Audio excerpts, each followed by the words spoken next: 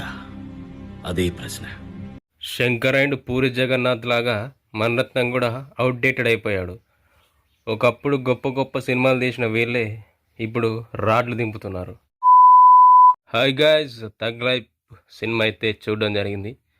ఈ మూవీ చూసినాక నా ఒపీనియన్ చెప్పాలంటే ఎన్నిసార్లు ఇదే ప్రశ్న అడుగుతారా?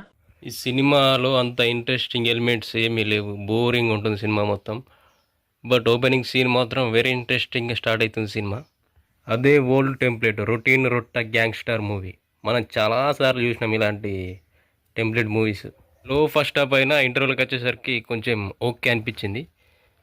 బట్ సెకండ్ హాఫ్లో లేపుతారేమో అనుకున్నా, కానీ సెకండ్ హాఫ్లో కూడా డోలానే. ఇక సెకండ్ హాఫ్లో ఒక ఎమోషనల్ టచ్ ఉంటుంది, బాగుంటుంది. బట్ ఇట్స్ టూ లేట్ అనిపిస్తుంది మనకు.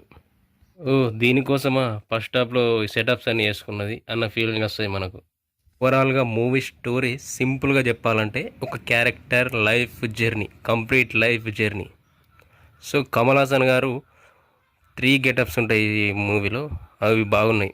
కోర్ పాయింట్ కూడా బాగుంది, గ్రీడీ, అత్యాశ అనేది మన లైఫ్లో ఎలా మనల్ని నాశనం చేస్తుందని ఆ కోర్ పాయింట్ అయితే బాగుంది. బట్ దాన్ని పర్ఫెక్ట్గా ఎగ్జిక్యూట్ చేయలే. కమల్ హాసన్ అండ్ శంభు గారి పర్ఫార్మెన్సెస్ బాగున్నాయి, బట్ వాళ్ళని కరెక్ట్గా యూజ్ చేసుకోలేరు అని అనిపించింది. టెక్నికల్ ఆస్పెక్ట్స్ బాగున్నాయి, ఆ సినిమాటోగ్రఫీ కూడా బాగుంది.